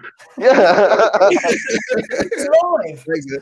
All right. See you later, you mate. Always a bye-bye. pleasure. See you later. See you in a I bit. mean, guys, but this is the problem. The problem we are facing, Bob. The problem is, as we said, look, fans. Sorry, Robin. I'm gonna. You're the one that's putting these. It's ENIC aren't a problem because now we finish above Arsenal. Now, I hate to break it to you, Robin. Right? He's a troll, man. He's a troll. He's got to be. He's either that or thick as fuck. Because let me give you a potted history of the 22 years since ENIC Sorry, has been Phil. in Sorry. charge. That's all right. It's happy clap. In that time, Robin, in the 22 years that ENIC have owned Spurs, Arsenal have won the league title a couple of times, right? Won multiple FA Cups and League Cups, reached the Champions League final. We've then finished above them for years and years and years and years, and they were crap, we were good, but they were still winning FA Cups and League Cups. Now, they are 13 points clear of us with a director of football, an owner, and a manager who are all singing off the same hymn sheet. They are playing beautiful football, and you're in here in my chat telling me that because we finish above them most seasons, everything is okay. Phil, what do we do with comments like this? How do we deal with the fan base when it's this? Right, I'm gonna say this to you, Savva. This right. Let's get this right, yeah. The 500 days there was no signings here. Pochettino didn't want no signings. What he wanted was better caliber players that Levy was offering him. When we moved stadium, yeah, and Brian Degel brought this up to you the last time he was on, he said, right, that Levy come out and said the stadium would not impact our spending, when clearly it did, right? Now, the level of players that Pochettino wanted will always be cheaper than the level of players that Conte wants. Because Conte is a now manager, yeah, who wants established stars, while someone like Pochettino, yeah, will build a player up from the ground and then be able to nurture him into playing the way that he wants him to play. That's why a project manager was needed at Tottenham. Now, anyone who's a businessman like you knows how to profile people when they interview them. That's straight up fact. You look at what they can add to your company and what they can take away from your company and what they can add to you and the positive and negatives of that person. Now, clearly, Daniel Levy didn't do that. Now, Pochettino, all he asked for was backing. He asked for players to challenge the likes of Dele Alli. Look what happened when we didn't challenge Dele Alli. He became lazy and stale in the squad, and then we kept on him too long. But he had no competition for places. That's what Pochettino did not want. He wanted competition for places. Now I'm convinced, yeah, when he said tough rebuild, that was the sale of Harry Kane. That is a tough rebuild. But fans have to grow up and realize that Harry Kane can't stay here forever. He hasn't won anything. Now as a club, yeah, we failed Harry Kane. We failed Hongman Son. We failed Hugo Lloris. That's bad blood. As a business, to fail a person is bad. Look, yeah, absolutely, Phil. I mean, Bob, look, we all know we want we all know we want ENIC out, we want Levy out. I think we're all akin though, right? That no matter what we do, protesting wise or whatever, even if they do budge, which I can't see they're going to, purely because the revenue they're about to make is just ridiculous. I truly believe they will go when they want to go, because they will get billions for this club. But all that aside, even if we were able to put the pressure on and get them to agree to sell, it's not happening anytime. It's not happening in the next calendar year, is it? Well, No, but you can force them to do with bad PR. You can force them to move. You can. Sorry, Bob Spur, I didn't mean to interrupt you, but yeah, you can force them to consider selling. I think even if the unlikely happen, if hell freezes over and they do decide to invest, hey, listen, spending, I've never, ever, ever, ever in any of my tweets, any of my shows, have ever questioned the spending ability of ENIC. They've spent money, man. They've spent money. Yeah, £1 billion stadium. I hate that narrative, but they have spent the money. It's now do the due diligence on a player, getting the right scouting in, going for the right player when the right player became available, when the likes of Skriniar and Bruno Fernandes and Grealish are there ready to sign pen on paper, and then you want to fucking negotiate and not put it through the window, put it through the door, then that's different. But they have spent money. It isn't about them spending money this year, man, and next year, whatever. It's got to be consistency. If they can be consistent for 22 years in one way, they need to be consistent for at least 10 years the other way. Fork out, bring in players, but bring in players consistently. At that Poch, you mentioned Poch there earlier, Sam. Yeah. After when we finished that last season at White Hart Lane, or prior to that, all it needed, man, was 2 quality players to come in for us to keep in line. In January, bring another player in. No, instead it was Walker out the door. 50 hour. Hey, listen, if a winning teams such as Man City and Liverpool can bring the likes of a Milner, a Frank Lampard, a Vieira through at the latter stages of their career, knowing full well they're going to take them up to the next level, help get to the next level. Age doesn't come into it, man. It comes about the quality and mentality. And if we got in a born winner, 2 born winners into that side when in a peak Poch, you would have seen us fly, man. Instead, we replaced them with shit. I agree. Now you've taken that bit, yeah. Now I'm going to add something else to you, right? Pochettino was just one manager. We've had 12, and each one of the 12, always wanted their player from the beginning. Yeah, we had Hoddle, yeah, who wanted Morientes and Morientes. I can't remember the other one, but Morientes is the focal point. Yeah. Now each manager has wanted a player. Now we've been playing the what if game. What if this manager was back here? What would they have done? Now that could go through Yol, Redknapp, and any other manager we've had in that time. What could we have achieved had you bought the players they needed to implement their system? Now that is not on the manager. That is now on ENIC, because you did not supply them the tools they needed to do their job. But Phil, that for me is why this isn't. Everyone wants to make this about the whole Conte thing. I don't. For me, this is every manager, right? This is every manager. But Phil, listen, I do have a couple of people I need to bring on. So I'm going to say thank you. And listen, I'll be doing shows all week, so feel free to come back on. God bless, Savva. Thank you very much. See you later, boss Bert. Thanks, See you later, bro. See you later, man. I've got a couple of guests I'm going to bring in back from the studio. But before I do, super chat here from 2000 No Look Diaz. Love that. Who has said you rely on Kane and Son and one has checked out. It looks like that. It definitely does look like that. And it looks like the other one is slowly but surely checking out as well. So all doesn't bode well there. There's nothing wrong with that though. By the way, Sam, there's nothing wrong. I hear this a lot. And Alex, THFC, big up, man. But I hear this quite a lot. You're the Son and Kane team. You're the Son and Kane FC. Nothing wrong with that, man. You know, when Barcelona were in their peak, they were Messi FC. When Man United were at their peak, they were Ronaldo, Rooney FC. When Real Madrid were at the peak, Ronaldo FC. The likes of even later stages, Bayern Munich, they were Lewandowski FC. Nothing wrong with being Kane and Sonny FC. We should be thankful that we've got world-class players in the team. We can be relying on. It's getting the people around them that's the problem. Be thankful. Be thankful that we've got people like Kane and Sonny. For me, you have your star players, but the supporting cast need to be of that caliber that they can just keep feeding the ammunition. The problem with Spurs is we've had Son and Kane FC, whilst Walker FC went, Toby Alderweireld FC, Vertonghen FC, Rose, Dembele, Wanyama, Eriksson, right? And it was never replaced.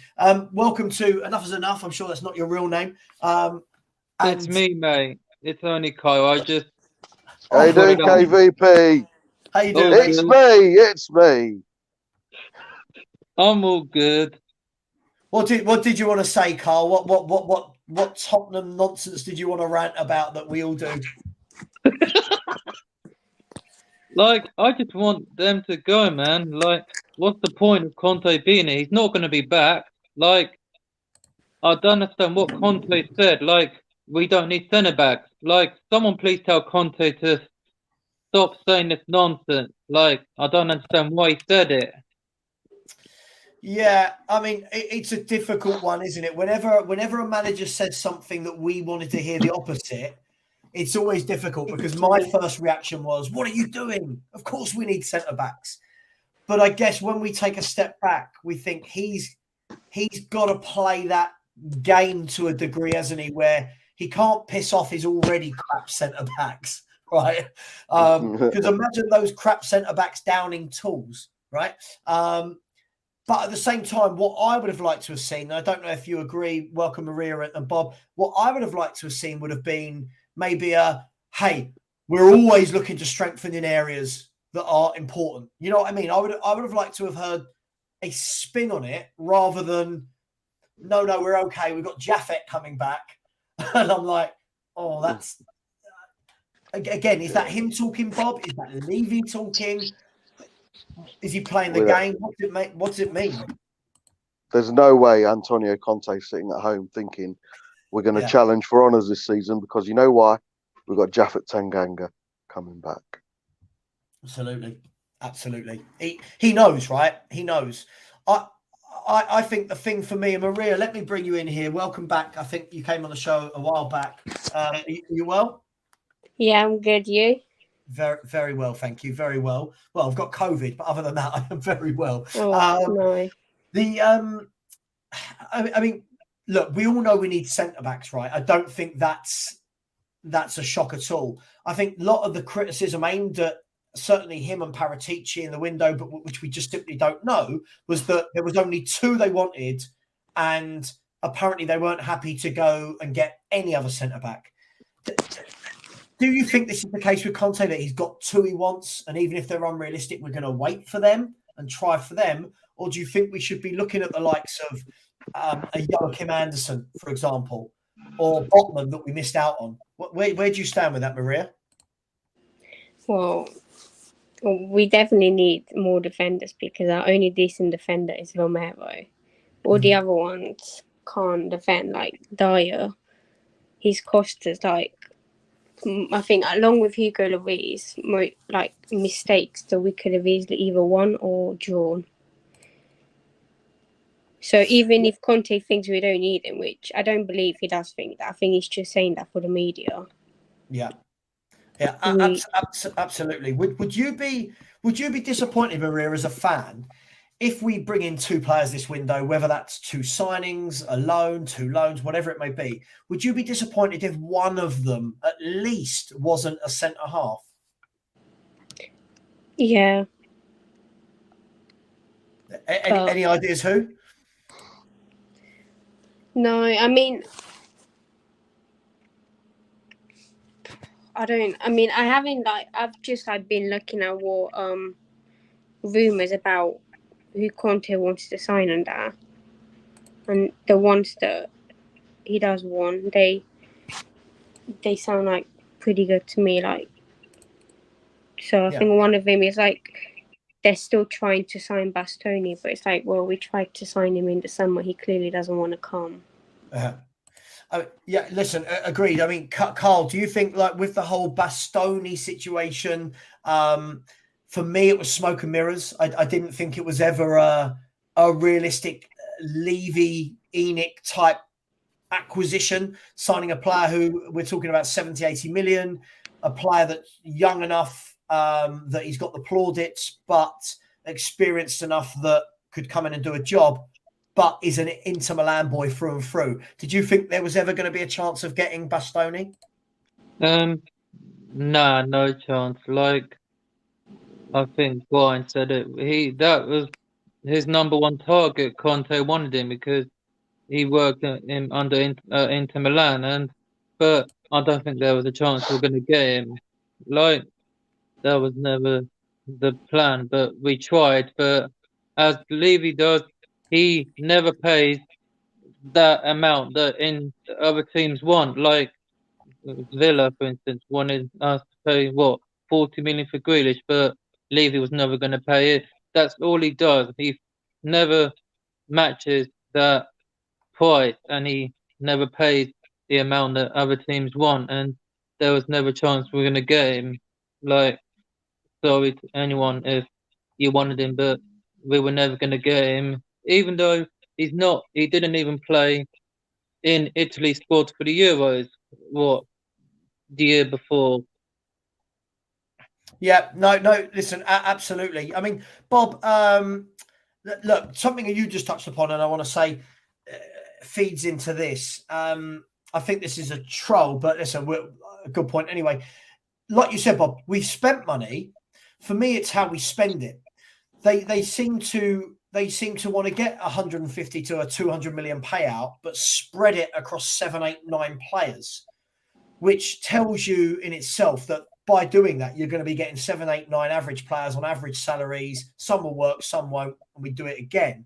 Rather than going, right, there's 150 million, go and get yourself a 50 million centre back, a 50 million wing back, and a 50 million playmaker to actually improve the team. Would that be fair to say that? You're not going to believe this. Well, probably some people won't, but we're not fucking stupid. You know, we don't expect players that we can't afford to come through that door. Yeah. The way I base my ambitions on is by constantly looking at the world Forbes financial description and where we are. We're the 8th to 10th richest team in the world. Yeah. There's quite a few clubs in the world. 8 to 10. Having said that, I'm not fucking stupid enough to expect a Haaland to walk through the door, a Messi to walk through the door, a Mbappe to walk through the door, an Neymar come through the door. But if I'm not getting excited about a Porro, who the fuck's Porro? I've never heard of him till he played against us. I want a Hakimi. Hakimi gets my juices flowing. Oh, yeah. A 25-year-old midfielder from Poland who's had assists galore in the last year or so doesn't excite me. A James Maddison excites me. Yeah. These aren't unrealistic. Yeah, What? I really want James Maddison. Put aside what the papers say. Put aside what Twitterverse say. Put aside what I say, you say, Carl says, Maria says, Daigle says, Stel says. What do you want? What do you want? As a Spurs fan, which players do you want to come into this club? Put Conte to one side. Demand what the club represents. And at the moment, the club represents as one of the top 8 to 10 richest teams in the world. That's money generated as well as money accumulated, as well as revenue. Demand what you deserve. And at this time moment, we deserve more than a fucking Eric Dyer, a Ben Davis, an Emerson, and with all due respect, a Gil Messi. Demand what you need, demand what you deserve, man. Absolutely. Just quickly, I've got a super chat here that I should read out. And yeah, I think no, Diaz. I think what Bob is saying is that every club has their star players, right? You've got other players around them who are obviously very good, but you have players around them. Yeah. Right. Let's be fair. I loved David Villa, great player. Pedro, loved really him, man. good player. But when you've got Messi there and they're what I would say is, look, Carl, Maria, is there anything you wanted to say before I let you jump off? I'm just gonna say it, like, get behind the team, and I'm not saying you, I'm saying other fans, like, and keep shouting Levy out, ENIC out, because that's the best way. And I'll be definitely bringing a banner out, and whenever the next home game is, but it's not going to be during the biggest game of our season, that is the North London derby. That's not going to be the idea. But when the next one is, I'll be there. So I'll see you all very soon. And as always, Levy out. Big up, Carl. Big up, Big up, buddy. See you later, mate. What I was going to say was, it's like fans always complain about how they want Levy and that out, but it's like they're not really doing much about it. It's like one game you shouted, you were shouting you want to Levy out, which was the game against Villa. But it's like that one game's not going to do anything. It has to be every game, or like you have to do something about it. No, it's like there's no point complaining about it if the fans are not going to do anything about it. I mean, look, there's a lot of merit to that. What I would say is, I'm definitely seeing a change. I don't know about you, Bob. I'm definitely seeing a change in the last year or two, especially in the last month or two, as to the number of people that want to jump that fence, so to speak, to the dark side or to ENIC outside. I think in years gone by, I think people have been frustrated, but have kind of held back Maria from actually saying ENIC out. I'm seeing it more and more and more. And even now with some of the bigger channels, that I get it. It's more, listen, I'm going to sit here and say this now. It's difficult for some of the bigger channels to say it because for some of them, we have to remember when people say, oh, all the big channels should just say ENIC out, some of the bigger channels, this is their job. For me, for Bob, our YouTube channel is a side, I don't want to say a side hustle, I'm not that guy, but it's a hobby, right? It's what it is. For some of these bigger channels, this is their job. This is their income. They've got ties to the club, right? They've got ties with sponsorship. It's very difficult for them to just come out immediately and go, ENIC out, when it's kind of like biting the hand that feeds you. So I understand it, but I am starting to see more and more influential figures, the Paul O'Keefes, the Alistair Golds, the Lee Greens, starting now to not say ENIC out, but they're questioning the board a lot more. Demanding more, Sav. Demanding. There's nothing wrong with demanding, man. Demanding more. So, look, Maria, I will let you go, but thank you so much for coming on, and feel free to come on again, okay? Yep, we'll do. Get well better. Get well soon. Thank you. Cheers. Thank you. Bye-bye. Stefan, my man, it's been a while. How are you? I'm good. How are you guys? Happy New Year to everybody. Happy New Year, man. Don't come on here with that smug face. I know you're an Arsenal fan. Don't come on here with fucking hell. that smug Happy New Year. We're 13 points clear of you. We could go 16 points clear tonight if we beat Newcastle. Stefan, you must be happy, right? You must be happy with what's going on at your club. No. Look. If you speak to 100 Arsenal fans, 99 will tell you that. I honestly, after watching the preseason and seeing how we played and how we beat Chelsea 4-0, I really did believe that top four was definitely on. Like, I really thought we would get it. But to be challenging and to be easily, I think, this season, the best team in the league by far. I mean, the table, doesn't lie. Yeah, I'll tell you, I'm extremely surprised. I'm pleasantly surprised, but I think it is now time to give credit to the Kroenkes, to give credit to especially to Mikel Arteta. But I just want to add something, Sad, because I've noticed this on the Tottenham channels, especially from a speaker called Stel.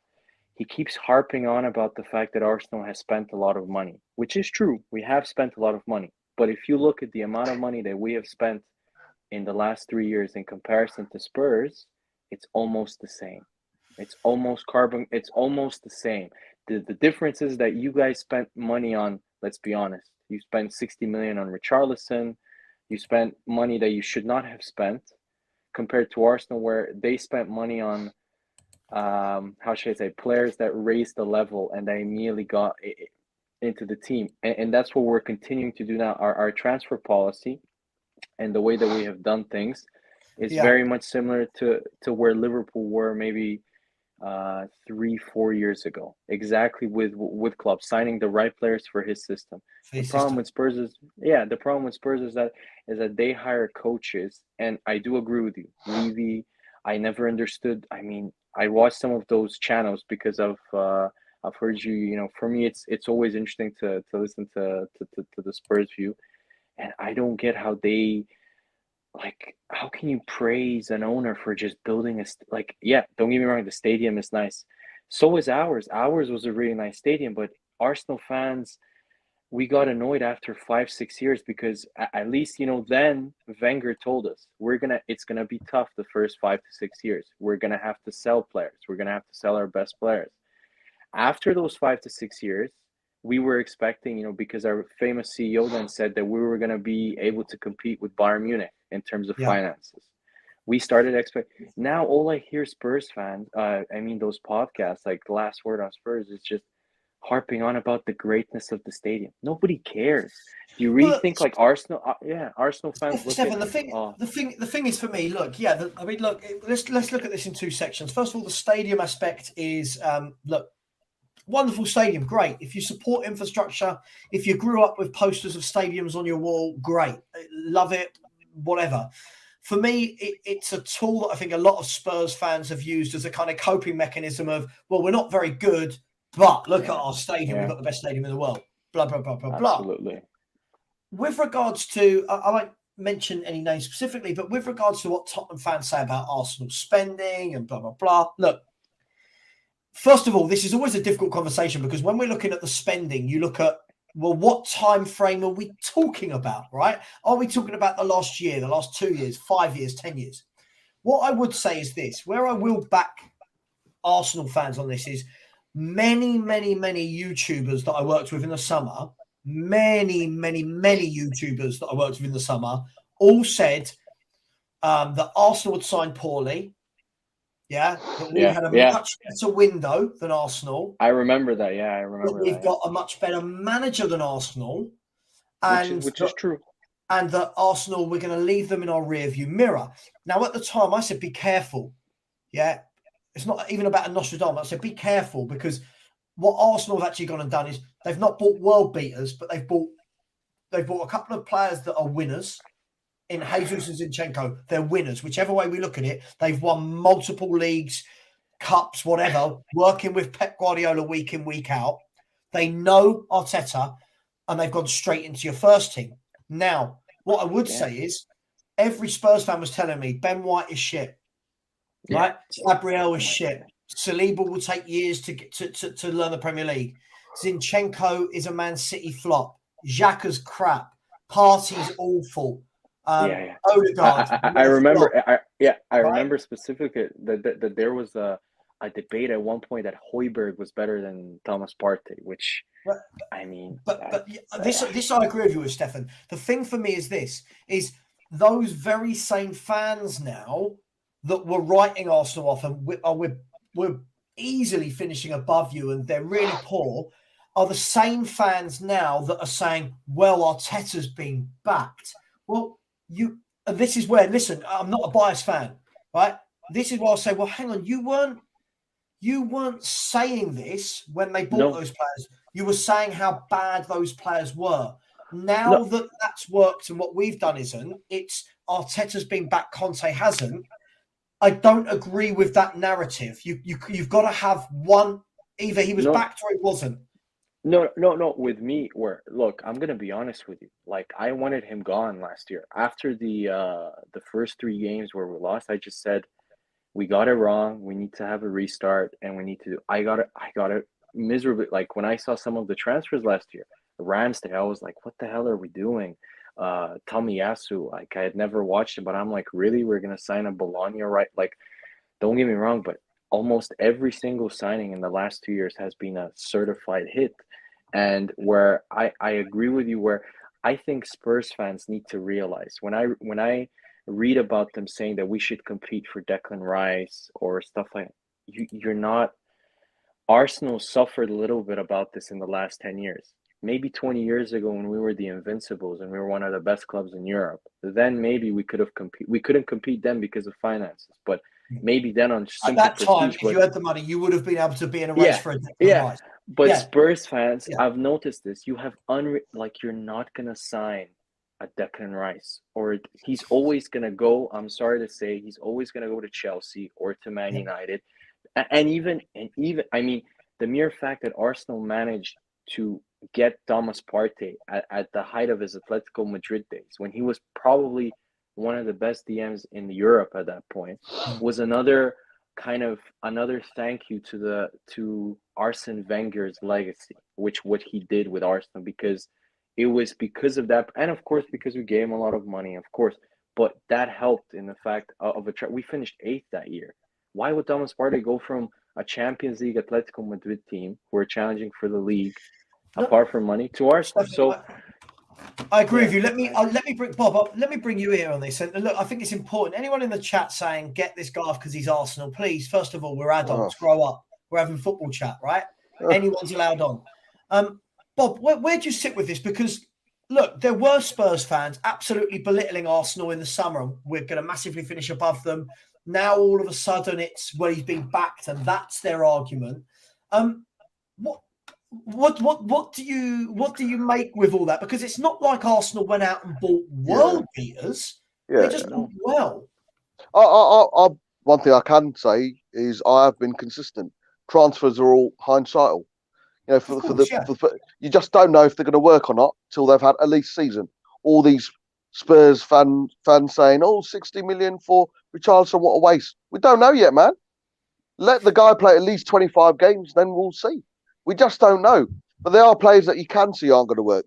Listen, I know what you're saying. Big up, Stefan. I know what you're saying about the likes of a Declan. It's the timing, man. It's the timing. You said yourself, the timing was right when you got certain players in. You were surprised by when a party came in because of the timing and stuff. I was shocked. The timing this summer was ideal. Everything was in place, man. Golden Boot winner. Kane playing like nothing before. Antonio Conte getting Spurs into the Champions League. The timing was there, and the fact that the club, the ENIC, didn't kick on, and they should have brought in a better quality player than Paratici makes sense to me. I really do. Basuma, good. But for me, it was a case of going the extra mile, and I don't want to listen to all this shit about Hakimi's out your thingy and put a bid down. Let the club, let them be the judge if they're not. Go out there and make a proper statement by going for it. But finally, last thing on that as well.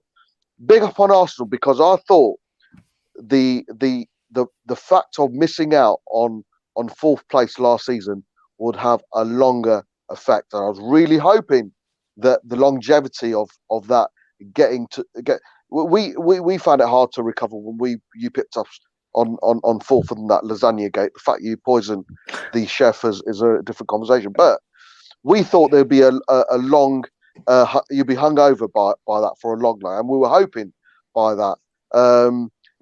But unfortunately, you've turned it around, and you are playing the best football in the league, hands down, even better than Man City, hands down, playing the best football. I just hoped that the after effects when you came to North London, we smacked your little bottom back out of North London last season, would have had a longer lasting effect than what it did.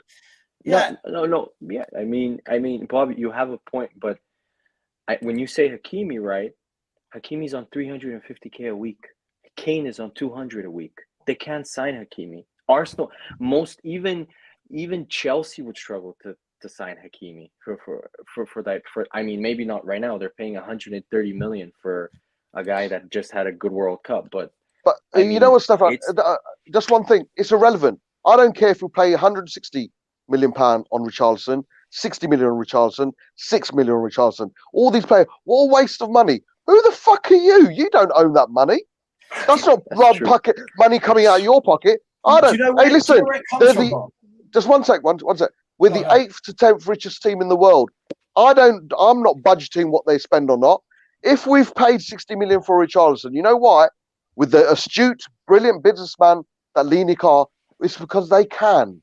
They can. And if they want to go out to Hakimi and offer 200,000, whatever it is, let PSG be the ones who say, nah, mate, it's not enough. Rather than sit there and let us, the fan base, do the talking for ENIC. Don't go for him. We can't afford him. Well, why not? How do you know that? How do you know that when you are easily one of the richest team in the world? Guys, protest. 100%, man. 100%. Protest like we did 2 years ago. We had 5 to 10. I agree with that. But just quickly, Stephen, I just want to say, Bob, I think the thing for me is where we worry about the price of a player, right? I'm in two minds with this one. So for me, I don't care what a player costs per se, because that's what football clubs have to do. Like our fans go, oh my God, Chelsea spending 100 million on a player. Are Chelsea fans caring? No, they don't care. They'll bring in, if they get this Enzo Fernandez for 100, 105 million, whatever it is, he's either a brilliant success and it looks like peanuts over the next 5-6 years, or he's crap and they sell him on somewhere. That's how big clubs operate. The problem with Spurs is this, Bob. Using Richarlison as an example. For me, the reason I'm annoyed that we paid 60 million for Richarlison is because if that is your limited transfer budget and we weren't spending any more, for me, that 60 million should be spent elsewhere. But I want to be in a position where we're going, right, there's 60 million on Richarlison. I'm not saying I like him, but that's not the point. 60 million on Richarlison, plus there's 50 million on a centre-back. But where we see it so limited, and that was our big summer signing, I'm looking at it going, why was the 60 million apportioned to, let's be fair, an area of the pitch where scoring goals isn't our concern? Yeah, we want a backup striker, but it's not our concern. Why was that not apportioned to, like you say, go, all right, Inter Milan, 50 million. But that's, I don't know. No, but that's subconscious dictatorship, isn't it? If you bring up Costco's, Johnny Costco's comment last, it was if we spent 60 million on Richarlison, we wouldn't have had a budget of Martinez. Yeah, Zaramo became available. How does he know that?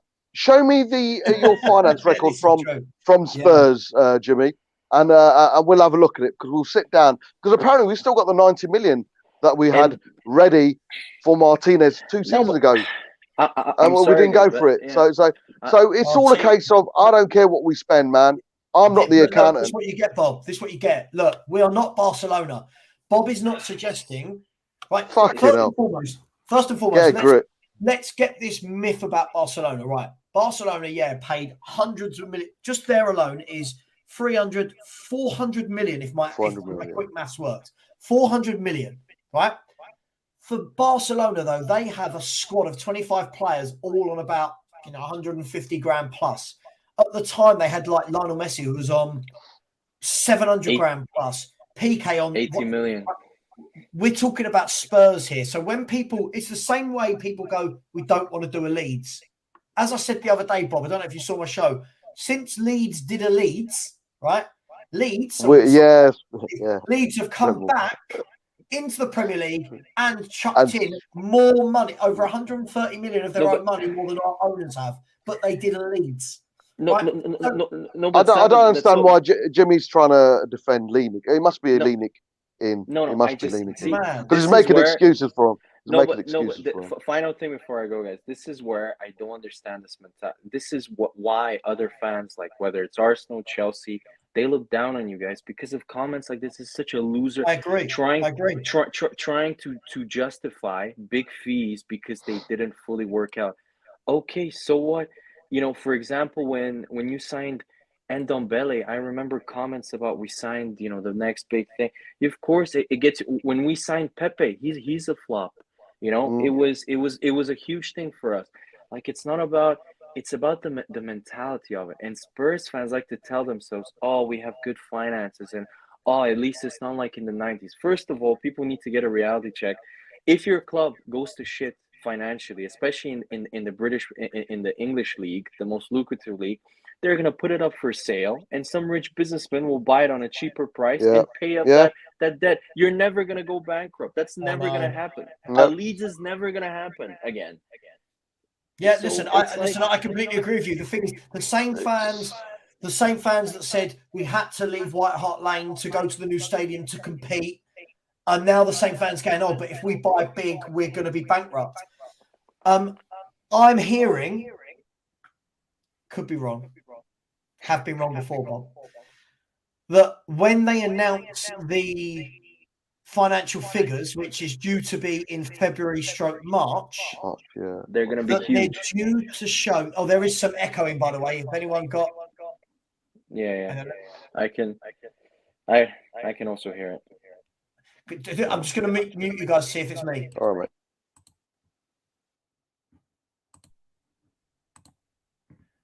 Stefan, it's you. Typical Gooner, man. Typical Gooner. Listen, Stefan, thanks for coming on. Always feel welcome to come on. Thank you for and thank you for giving us big up. Big up, Stefan. Cheers, bro. See you later. Guys, so as I was saying, I'm hearing that the figures are going to be somewhere north of 170 million profit for the financial year. Why is that echo? Doesn't surprise me, man. Yeah, so that's where we are. Bob, I do need to finish. I was only coming off last That's cool, man. Guys, cool. I know it's still echoing, but I'm going to run the show now anyway. Just before I do, again, thank you for the super chats. As said, do you think Saka is world class? No, I do not think Saka is world class at all. I do not, as Bob will know, I do not call many players in the world of football world class. I think we do this so easily. A player has a good year and we go, he's world class. For me, you need to do it year in, year out. I think you need to be doing big numbers as a forward. I think you need to do it year in, year out. I think you need to be player of the year. I think you need to get world players of the years, those type of things for me to call you world class. But great question. A few years of consistency, and he'll potentially be world class. He needs to get to potentially world class before being considered world class. It's nowhere near at the moment. And this just scares the crap out of me. 2000 no look Diaz. You will buy Pickford and Maguire in January. Bob, Pickford and Maguire, Jan? I put a tweet out yesterday. I put Maguire's head onto a Spurs shirt, and I said, "Guys, one word answers." And you can imagine I'll forward you the answers, mate. And I can imagine. Look, I think Harry Maguire would be, and hear me out, I think it would be an excellent signing if you've got two brilliant centre halves at right and left. I think you can stick him at the back, head everything great. Maguire over Dyer. Oh God, it's just like, I mean, aren't you? Literally, it's like me taking my washing from the outside of the rain and sticking it into the washing machine again. It doesn't really. What does it matter? It's always going to be wet. Yeah, I'll say it. Maguire over Dyer any day. Fair enough. Listen, I'm not. For me, it's just it would not be solving problems. It would just be a slight. It'd be a sidestep. Yeah. And for about the pleasure of about 60 million. Bob, big up, man. Love you as always. I'll catch you soon. People, please check out my YouTube comment this afternoon. I'm going to be putting the link in there again for the 24-hour British Heart Foundation stream, which starts on the Friday the 13th at 9 p.m. through to Saturday the 14th at 9 p.m. 24 hours of football chat, Spurs chat. I'm going to ask Bob to come on and host a special wankety wank. He doesn't know that yet, but he does now. Lots of YouTubers, prizes, giveaways, rowing, arguments, tantrums, you name it, it'll be there. So much love. Smash the like button. Subscribe to Bob Spur. Subscribe to Savva. And Bob, you want to take it? You want to end the show?